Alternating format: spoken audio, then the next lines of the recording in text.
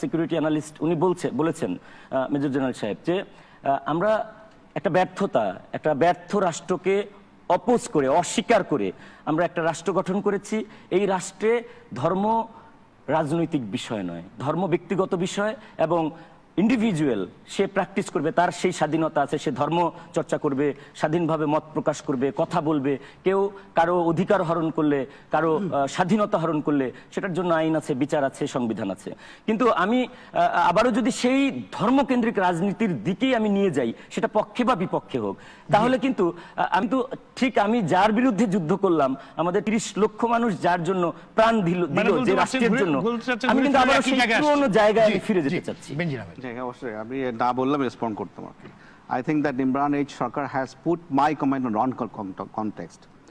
আমরা কিন্তু যে আলোচনাটা করেছি সেটা হচ্ছে একটা ব্যাখ্যা দেওয়ার জন্য যে ব্লগার মাত্রই কি এই টেররিস্ট গ্রুপের অ্যাটাকের শিকার কিনা সেটার কথা বলতে গিয়ে বলেছে। So you put my statement wrong contrast. ২ নম্বর হলো যে আলোচনাটা করেছি আমরা, তাতে কিন্তু আমি কোথাও বলি নাই যে সেই জন্য এই হত্যার বিচার হবে না, ইম্পিউনিটি পাবে, এটা কিন্তু মেইন করি নাই আমি। সো আমার মনে হয় যে এই ধরনের সুইপিং কমেন্টগুলো কিন্তু আমাকে বলতে দেন। এই বারবার যেটা হবে সেটা হলো সুইসাইডাল হবে। এই যে মানুষকে তুচ্ছ-তাচ্ছিল্য করা, প্রফেশনালিজম জ্ঞান দিলেন আমাকে আপনি, তো এইগুলো হলো কি তুচ্ছ-তাচ্ছিল্য করা। এবং এটা ব্যাপার হচ্ছে যে এখন যদি ক্যারিয়ারের শেষ প্রান্তে এসে আমার যদি এখন মিডিয়াতে সেই প্রফেশনালিজম শিখতে হয়, তাহলে কি 28 ইয়ার্স আমি দেশে বিদেশে কি করলাম আর কি। এটা মানে আই ফিল মানে কি বলবো, রিয়েলি ডিস্টার্ব। এখন এটা হলে এই বাংলাদেশের প্রেক্ষিতে কিন্তু এই কথাগুলো শুনতে হয়। When I walked in the highest seat of New York in the United Nations headquarters, nobody challenged me যে তোমার প্রফেশনাল জ্ঞান নাই। আমি কিন্তু এখানে কাজ করে আসছি, আমরা বিদেশিদের সঙ্গে কাজ করে আসছি। সমস্যা এইটাই যে আমরা আমাদের যে ক্ষেত্রে আছি সেই ক্ষেত্রে না বুঝে অন্যের বেলা একদম খুব ভালো বুঝি আর কি। এইটাও আমাদের একটা বিরাট সমস্যা। আমরা কিন্তু ওটা বলি না, বলছি যে এই যে ব্রাকেট দেওয়া যে ব্লগার মাত্রই এই টেররিস্ট গ্রুপের আক্রমণের শিকার, সেইটা ব্যাখ্যা করতে গিয়ে বলছে এটা যে এখানে ব্লগার মাত্রই না, এবং আপনার সঙ্গে বহুত ব্লগার আছে, তারা কিন্তু সবাই কিন্তু এদের থ্রেটেন্ড হয় নাই। আপনার সঙ্গে অনেক মুক্ত চিন্তার লোক আছে, আমরা জানি।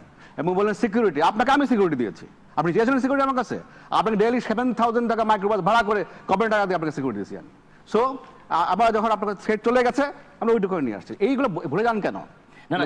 দায়িত্ব নিশ্চয়ই পালন করি না, এটাকে কে বললো আপনাকে? আপনাকে আমি সিকিউরিটি দিয়েছি, এবং গভর্নমেন্টের টাকায় এভরিডে 7,000 টাকা মাইক্রোবাস ভাড়া করে আপনার পেছনে আমি সরকারি অর্থ দিয়ে কেবল সরকারি বেতন দিয়ে আপনাকে আমি সিকিউরিটি দিয়েছি, যখন আমি মনে করেছি আপনি আমি তো আপনার কাছে অ্যাপ্লিকেশন করিনি। হ্যাঁ, আপনি করেন না, আমি যখন মনে করেছি তখন আমি দিয়েছি আপনাকে, তাই না? তাহলে আমরা যে দেই না এগুলো, যে আপনি যে নিজে জানেন আপনি সুবিধাভোগী, এটার আপনার কাছ থেকে অন্তত আমি এই কমেন্ট আশা করি না। তারপরে হলো যে এটা আমরা ওইভাবে ইম্পিউনিটির প্রশ্ন ওঠে না।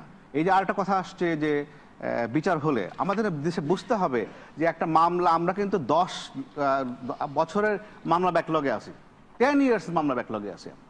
তো এখন এই যে রাজীব হত্যা কিন্তু বহুত আগে আমরা চার্জশিট দিয়েছি, এখন এটা চেষ্টা করছে বিচার বিভাগ। আজকে আইনমন্ত্রী বলছে যে আমি হুকুম দিয়েছি যাতে এভরিডে যেন ট্রায়াল হয়, শুনানি হয়। তো এইটা আমাকে অ্যালাউ করতে হবে, দেশের অ্যালাউ করতে হবে, সেটা বুঝতে হবে। তো এখন এইখানে যে কেউ কিছু করছে না সেটা ঠিক না।